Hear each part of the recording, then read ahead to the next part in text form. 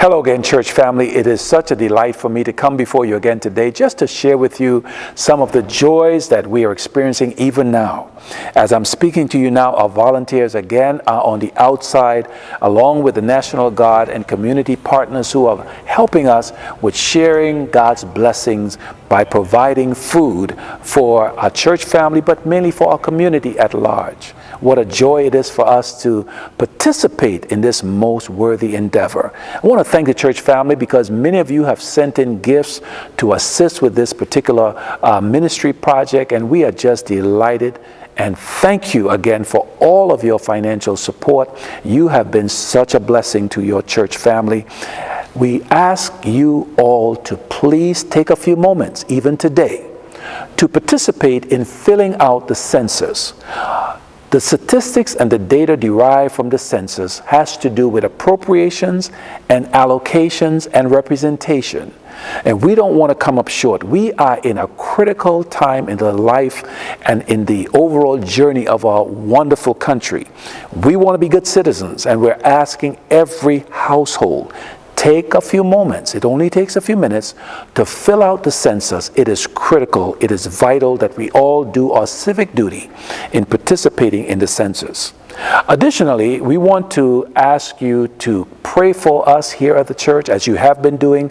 Continue to lift us up in prayer that God will continue to guide and direct us, especially now as we are planning for the reopening of the church in a few weeks from now. Several of our leadership members have already been engaged, and tomorrow evening, again, we'll be talking to each other as it relates to plans and all of the contingencies and all of the things that must be covered. We are also planning for a town hall meeting with the church family prior to the opening. Stay tuned. We'll share with you what date that will be and the time, but that is something that we're envisioning doing so that you can be apprised of all that is being planned to ensure that our reopening will be one that we can all be a part of and be blessed and feel a sense of safety as it relates to what happens here at the church. We are also asking you to be mindful. On Sabbath, Pastor Saunders made an appeal for $25,000. Let's just share with you what that involves. For those of you who may not be aware, we are finishing up the first phase of the renovation project. So the monies that we're asking for is to help us to complete the work as it relates to the conference room, a very critical part of our church operation. So we're asking and soliciting your help in raising these funds so that this work can go forth unhindered, and all of this will be done by the time we reassemble. So we're soliciting your prayers. You've been very generous, you've been very kind, and we are delighted for all of your generosity. So ask God to continue to bless and guide you as it relates to responding to this appeal. We thank God that on last Wednesday, the young people had the prayer meeting services, and we know there were some challenges surrounding that, but at the end of the day, our focus was to be a source of encouragement to our young people, to help them to maintain their connectedness with God. And in spite of the few challenges that we encountered along the way, God's name was glorified, our young people were blessed, and we were blessed as a church family, having them to be a part of that. We want you to know that God has been with us. God has guided us every step of the way, and we are thankful. Without you, we could not do what we're doing now.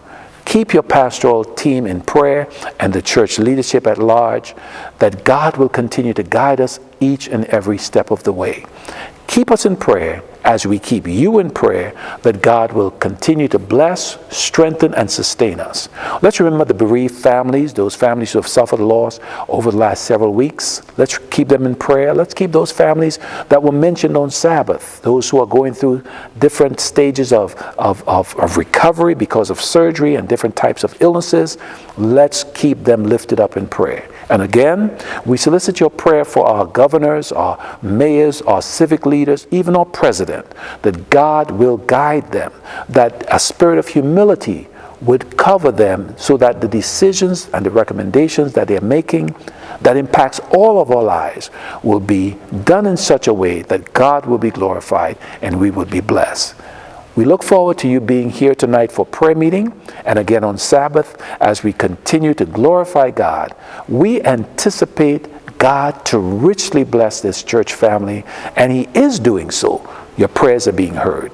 God bless you. We'll look forward to you being a part of the prayer meeting service tonight and again on Sabbath. Until then, remember, God is still in control, and prayer changes things. God bless you.